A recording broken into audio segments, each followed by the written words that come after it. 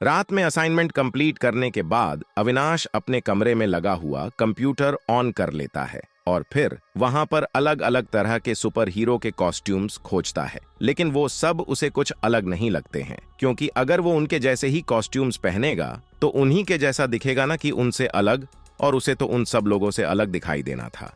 इसलिए वो एक सादा कागज और एक पेंसिल लेकर अपना स्पेशल सूट बनाने लगता है और फिर वो एक सूट का चित्र बनाता है जिसमें उसने ऊपर से नीचे तक एक इलास्टिक वाला काला सूट पहन रखा था और उसमें उसके सीने के ऊपर ठीक वैसा ही कवच का डिजाइन बना हुआ था जैसा कि उसे मिला था, उस इंद्र कवच के जैसा, और उसमें उसकी कलाई पर कुछ बाजूबंद के जैसा भी लगा हुआ था। और आखिरी में उसने अपने चेहरे को ढकने के लिए ब्लैक पैंथर की तरह एक मास्क लगा दिया था। इस सूट के डिजाइन को बनाकर अविनाश बहुत खुश था, क्योंकि ये सूट उसके मन मुताबिकन ही था और इसमें उसकी पहचान भी किसी के सामने नहीं आ सकती थी। फिर वो उस स्केच को अपने कॉलेज वाले बैग में रख देता है और फिर कंप्यूटर को ऑफ करके सो जाता है। अगली सुबह जब वो उठता है तो कल रात की बात उसे याद आ जाती है और वो फिर अपने बेड से उठकर सीधे अपने स्टडी टेबल की तरफ जाता है और फिर कुर्सी पर बैठकर टेबल पर रखे हुए बैग को खोलता है और फिर उस स्केच को खोलता है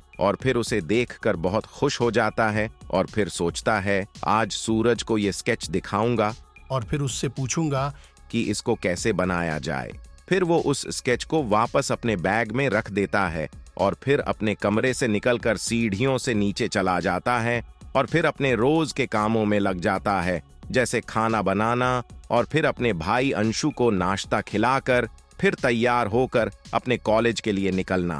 थोड़ी देर के बाद अविनाश ये सारे काम निपटाकर अपने कॉलेज के लिए निकल जाता है और फिर वहीं बस पकड़कर अपने कॉलेज पहुंच जाता है। कॉलेज पहुंचकर सबसे पहले उसकी निगाहें सूरज को ढूंढने लगती हैं और फिर कुछ देर खोजने के बाद वो उसे कैंटीन के बाहर मिल जाता है और फिर अविनाश उसे पीछे से उसके कंधे पर हाथ रखकर उससे बोलता है, हे सूरज, कहाँ था यार? मैं तुझे कहाँ कहाँ नहीं ढूंढा और तू यहाँ पर है।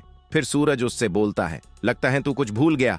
आज असाइनमेंट सबमिट करने का लास्ट डेट है और थोड़ी देर में सर क्लास में असाइनमेंट सबमिट करने को बोलेंगे और लगता है तूने बना लिया है, इसलिए इतना खुश है। ला जरा दिखा तो अपना असाइनमेंट, मैं भी तो देखूं कि तूने क्या लिखा है। फिर अविनाश मुस्कुराते हुए अपना बैग पीठ से उतारता है और उसका चयन खोलकर अपना हाथ अंदर डालता है। उसके चेहरे से उसकी हंसी गायब हो जाती है। फिर वो अपने बैग के सारे चयन खोलकर उसमें अपना असाइनमेंट खोजता है, लेकिन उसे कहीं नहीं मिलता। फिर वो मायूस सा चेहरा बनाकर सूरज से बोलता है, यार लगता है मैंने अपना असाइनमेंट घर पर ही भूल गया हूँ और अब तो टाइम भी नहीं है। थोड़ी देर में सर के क्लास की बेल बज जाएगी और फिर मेरा बैंड बज जाएगा। सूरज उसे साइड में ले जाकर उससे धीरे से बोलता है, अबे तेरे पास तो वो कवच है ना जिससे तू तेजी से दौड़ सकता है, तो फिर जाके लेके आ जा अपना असाइनमेंट घर से। फिर अविनाश उसकी बात से सहमत हो जाता है और फिर वो बाथरूम के साइड में बने जगह पर चला जाता है और फिर आसपास देखकर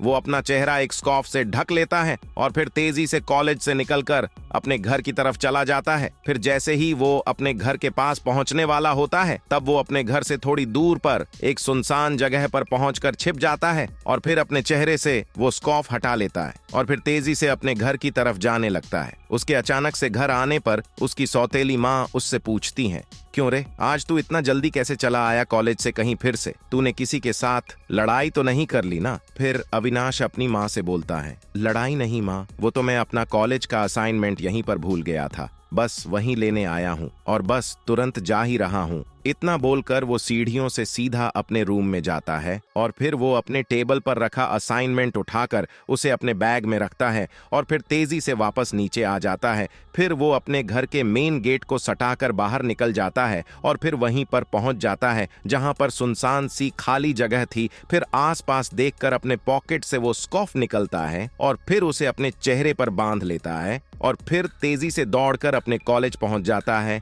और फिर बाथरूम की उसी जगह पर जाकर चेहरे से स्कार्फ हटाकर अपने क्लासरूम की तरफ जाने लगता है। जैसे जैसे वो अपने क्लासरूम की तरफ जा रहा था, उसे वो रास्ता काफी खाली दिखाई देता है। तब उसे यकीन हो जाता है कि वो आज लेट हो चुका है। और फिर वो जैसे ही अपने क्लासरूम के गेट पर जाता है, वो देखता है कि सारे स्टूडेंट्स अपनी अपनी सीट पर बैठे हुए थे और प्रोफेसर क्लास में अटेंडेंस ले रहे थे। रोल नंबर 19, 20, 21, 22, 23 की तभी गेट पे खड़े अविनाश ने बोला, present sir. Sir, roll number 21। जैसे ही प्रोफेसर ने क्लास के बाहर से आवाज सुनी और उन्होंने कहा, why are you late mister Avinash? क्या तुम नहीं जानते कि क्लास की टाइमिंग कितने बजे है और इतनी देर कहाँ थे आप? फिर अविनाश ने स्थिति को संभालते हुए बोला, सर वो मैं अभी थोड़ी देर पहले यही क्लास में ही था। वो अचानक से मुझे बाथरूम जाना था, इसलिए मैं बाथरूम में चला गया था और जब वापस आया तो देखा कि आपने अटेंडेंस स्टार्ट कर दिया था, इसलिए। फिर प्रोफेसर ने बोला, बाथरूम जाने में आपको इतना टाइम लगता है क्या? और मैं यहाँ पर 10 मिनट से हूँ, तो आप बाथरूम में सोने के लिए गए थे या बाथरूम करने? सारे स्टूडेंट्स सर की बात सुनकर हंसने लगते हैं।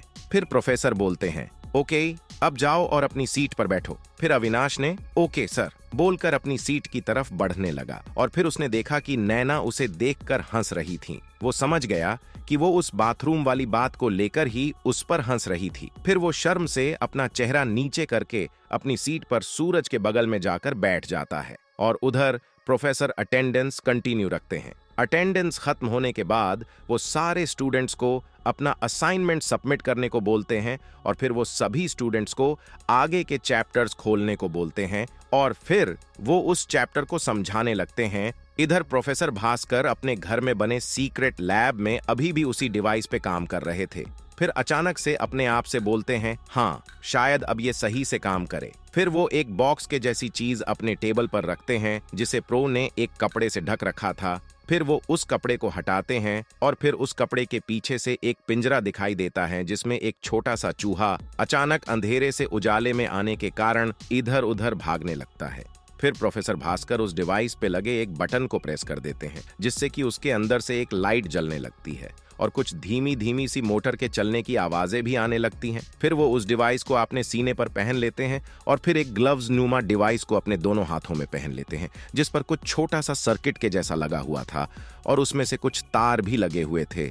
फिर प्रोफेसर भास्कर उन दोनों ग्लव्स को अपने दोनों हाथों में पहनकर अपने हाथों को उस पिंजरे की तरफ करते हैं और फिर अचानक से अपनी दाएं हाथ की मुट्ठी को बंद कर लेते हैं। उनके मुट्ठी बंद करते ही उस छोटे से चूहे ने इधर उधर भागना बंद कर दिया और एक जगह पर रुक गया और फिर उन्होंने जैसे ही अपनी बंद मुट्ठी खोली वैसे ही वो चूहा नॉर्मल हो गया और फिर से इधर उधर भागने लगा। फिर दोबारा उन्होंने अपनी मुट्ठी बंद की और अपने कलाई को इधर उधर घुमाने लगे और प्रोफेसर जैसे जैसे अपने हाथों को घुमाते वैसे वैसे वो चूहा जाने लगता और फिर अचानक से वो अपना हाथ हवा में ऊपर उठा देते हैं और वो चूहा भी उस पिंजरे में ऊपर उड़ने लगता है और फिर वो जैसे ही अपनी मुट्ठी को खोलते हैं वैसे ही चूहा पिंजरे में ही नीचे गिर जाता है। फिर प्रोफेसर भास्कर हंसने लगते हैं और फिर बोलते हैं, फाइनली मैंने ये डिवाइस बना ही लिया। अब मुझे कामयाब होने से कोई नहीं रोक सकता। बस किसी तरह से इस डिवाइस की पावर को बढ़ा सकूं, तब मुझे इस दुनिया पर राज करने से कोई नहीं रोक सकता। हाँ हाँ हाँ हाँ हाँ हाँ। जैसे ही अविनाश की सारी क्लासेस खत्म हो जाती हैं, वो सूरज को साथ लेकर सीधे कैंटीन की तरफ लेकर चला जाता है और उससे बोलता है, मुझे तुझे कुछ दिखाना है, जल्दी चल किसी जगह पर बैठकर दिखाता हूँ। और फिर वो सूरज को हाथ पकड़कर सीधे कैंटीन की सबसे पिछली टेबल पर जाकर बैठ जाता है और फिर आसपास देखकर अपना बैग खोलने लगता है।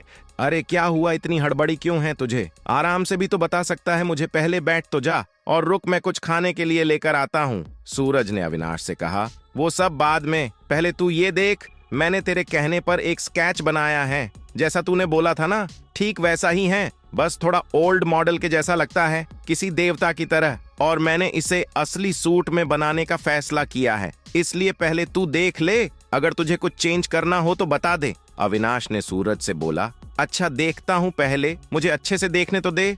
हम वैसे देखने में तो सही हैं, और जैसा तूने बताया कि ये वाला सूट पूरी तरह एक रबराइज्ड शूट होगा जिसमें ये कवच के जैसा डिजाइन प्रिंट होगा, और ये जो हाथों पर जो बाजूबंद हैं ये भी यूनिक आइडिया है, लेकिन इस फेस मास्क में थोड़ा बदलाव करना पड़ेगा। क्या चेंज करना होगा? अविनाश ने थोड़े टेंशन में आकर पूछा। देख बाकी सब तो ठीक है, लेकिन ये फेस मास्क मुझे ठीक नहीं लग रहा है। तू एक काम कर, इसमें से कुछ और डिजाइन्स देख और फिर कल उनके स्केच बना कर ला, जो जो तुझे पसंद हो। फिर हम लोग उन सभी में से कोई एक डिजाइन फेस मास्क के लिए डिसाइड करेंगे। ठीक है, अब चल कुछ खा लेते हैं। और तुझे तो पता है ना, बिना खाना खाए हुए मेरा दिमाग ठीक से नहीं काम करता है। तू यही रुक, मैं अभी कुछ लेकर आता हूँ। इतना बोलकर सूरज टेबल से उठकर आगे काउंटर पर कुछ खाना लाने के लिए चला जाता है। इधर सूरज की बात सुनकर अविनाश थोड़ा टेंशन में आ जाता है और फिर अपने मन में कुछ सोचने लगता है कि तभी उसका ध्यान नैना की आवाज सुनकर टूट जाता है, जो कि अपने कुछ साथियों के साथ कैंटीन में अभी अभी आई थी।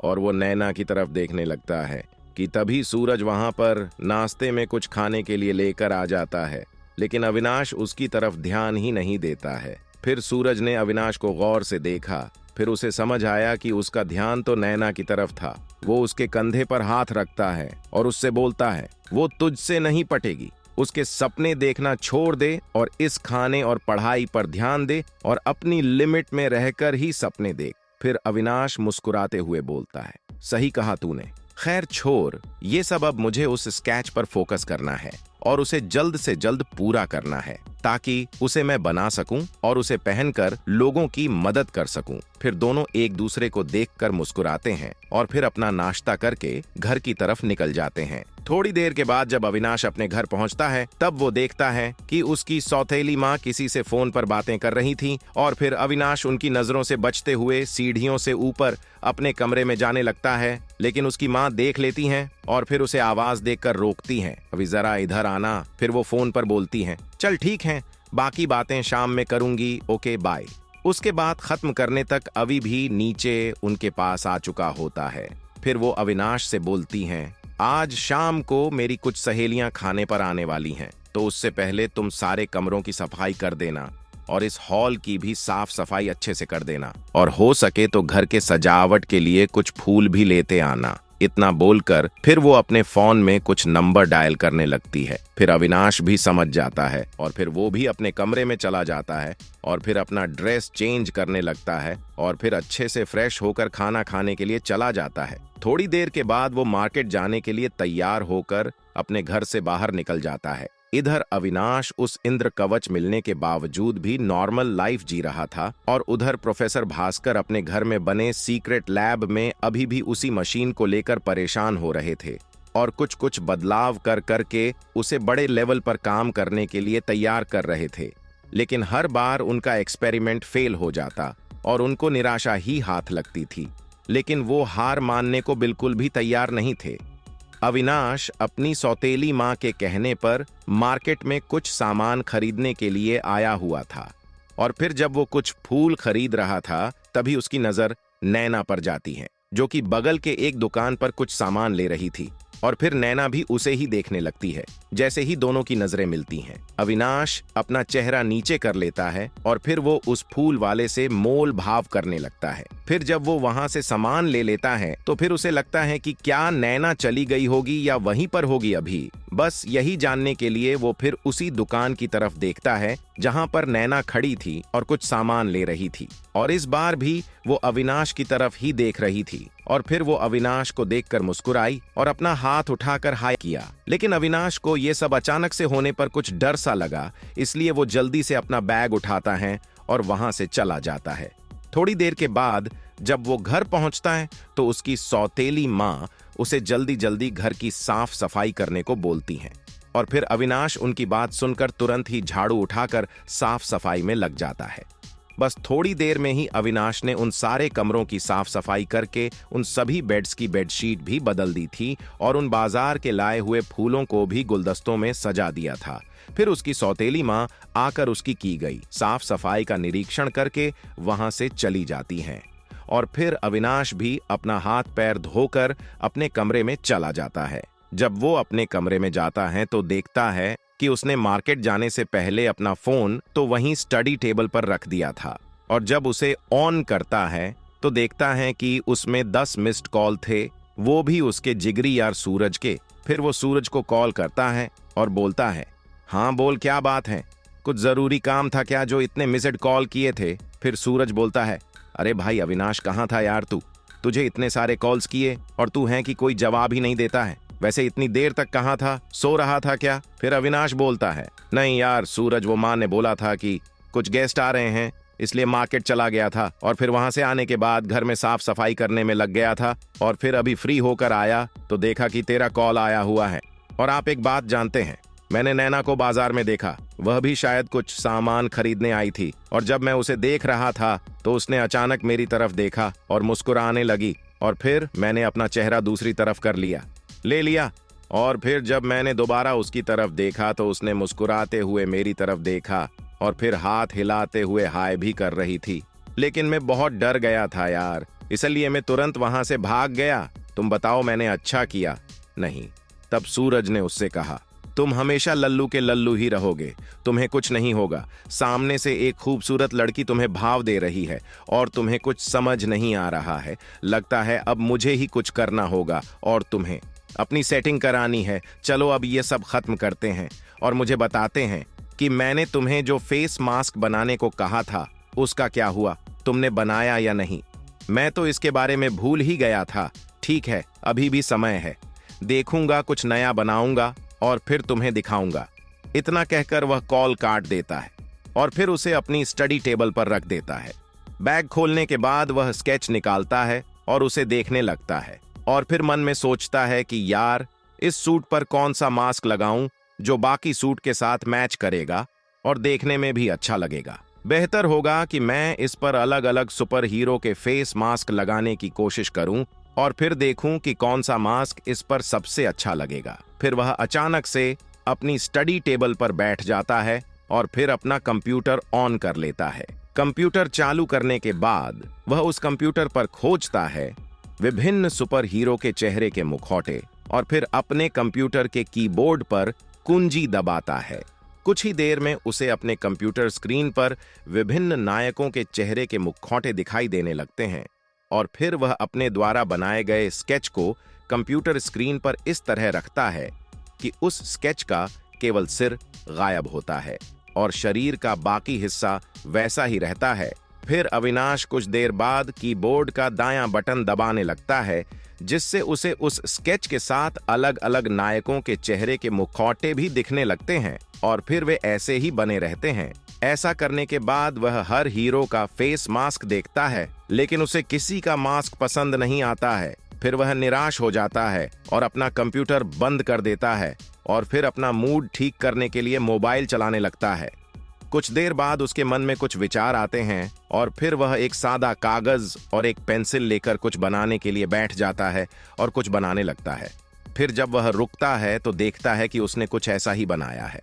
उसने मन ही मन सोचा, उस फेस मास्क को देखकर ऐसा लग रहा था जैसे वह कोई नया हीरो हो और फिर उसने उसे पिछले स्केच के साथ रख दिया और फिर वह अपना मोबाइल चलाने लगा। कुछ देर बाद वह मोबाइल चलाते चलाते सो जाता है और तभी अचानक नीचे हॉल में बज रहे किसी गाने की तेज आवाज से उसकी नींद खुल जाती है।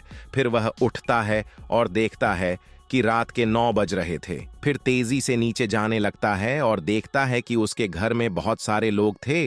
कुछ लोग शराब पी रहे थे, कुछ लोग स्वादिष्ट खाना खाने में व्यस्त थे और कुछ युवा डीजे की धुन पर नाच रहे थे। इन सब के बीच बेचारा अविनाश अकेला खड़ा रहता है और फिर वह रसोई में जाता है और देखता है कि वहां बड़े बड़े बर्तनों में बहुत सारे स्वादिष्ट व्यंजन रखे हुए हैं और उन व्यंजनों से बहुत अच्छी सुगंध आ रही है। तभी उसने जैसे ही उसे सूंघा, खुशबू, उसके पेट से आवाजें आने लगीं। फिर अविनाश से और सब्र नहीं हुआ तो उसने एक प्लेट निकाली और फिर सारे बर्तन से भोजन उस प्लेट में ले लिए और चुपचाप सबकी नजरें बचाकर सीधे अपने कमरे में चला गया। वह चाहता तो अपनी मां के आदेश का इंतजार कर सकता था, लेकिन वह जानता था कि उसकी सौतेली मां उसे कभी खाने के लिए नहीं कहेगी, इसलिए उसने किसी भी चीज का इंतजार नहीं किया और उसने बिना सोचे समझे खाना खाना शुरू कर दिया। और फिर कुछ देर बाद जब वह पानी पीने के लिए नीचे जा रहा था तो उसकी मां उसे देख लेती है और उसे टोकती है और कहती है कि अरे तुम इतनी देर तक कहां थे? क्या तुम्हें नहीं पता कि घर कहां है? अगर मेहमान आ रहे हैं तो उनका कुछ सत्कार करना चाहिए, लेकिन ये महाराज तो अपने कमरे से इतने आराम से आ रहे हैं जैसे ये यहाँ के मुख्य अतिथि हैं, और सभी लोग इतनी देर से इनका इंतजार कर रहे थे। अच्छा, अब आ जाओ। अब जब आप आ गए हैं तो कृपया यहाँ अतिथियों से मिलें। तुम्हें किसी चीज की जरूरत हो तो दे देना। अगर आपने नहीं खाया है तो जाकर कुछ खा लीजिए। मेहमानों का क्या है, वो तो खुद ही ले लेंगे और खा लेंगे। पहले आप जाकर कुछ खा लें। तभी अविनाश उनसे फुसफुसाते हुए कहते हैं, मैं तो बहुत पहले ही खाना खा चुका हूँ। मैं बस पानी पीने के लिए नीचे आया था और माँ ने पकड़ लिया।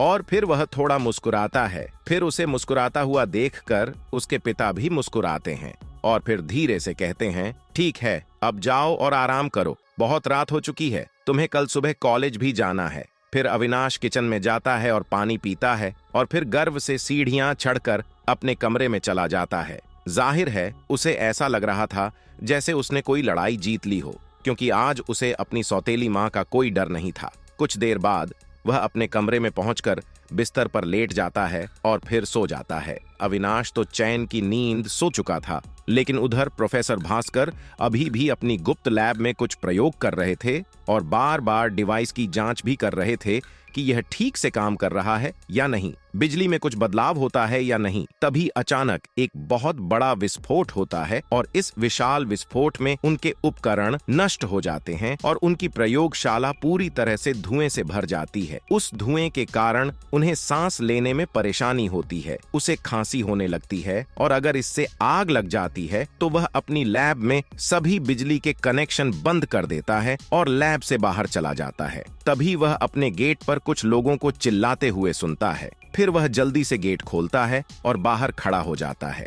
बाहर निकलते ही सभी उनसे पूछने लगते हैं, क्या हुआ भास्कर जी, आपके घर से ये कैसी आवाज आई? सब ठीक तो है ना? क्या तुम्हें कुछ नहीं हुआ? हमें लगा कि आपको कुछ नुकसान हुआ है, इसीलिए हम सब आपसे मिलने आए थे। तब प्रोफेसर भास्कर उन सभी से कहते हैं, नहीं नहीं, मुझे कुछ नहीं हुआ है, मैं तो बस खाना बना रहा हूँ। तभी अचानक मेरे किचन में कुकर फट गया। तभी इतनी तेज आवाज हुई और कुछ नहीं हुआ, और जिस वक्त ये हुआ मैं अपने कमरे में था, इसलिए सुरक्षित था, वरना। इतना कहकर वो हंसने लगा ताकि लोग उसकी बातों पर विश्वास करें। फिर प्रोफेसर उन्हें कुछ देर समझाते हैं और अपने घर भेज देते हैं और फिर गेट बंद कर देते हैं और अंदर आ जाते हैं और फिर अपनी लैब में चले जाते हैं और उन सभी चीजों को इकट्ठा करना शुरू कर देते हैं जो उस विस्फोट में और इस सब में इधर उधर बिखरी हुई थीं। मशीन के टुकड़े भी नष्ट हो गए थे। फिर वह खुद से बात करने लगता है और कहता है, अरे नहीं, सारी मेहनत बर्बाद हो गई, अब मुझे यह उपकरण फिर से बनाना होगा।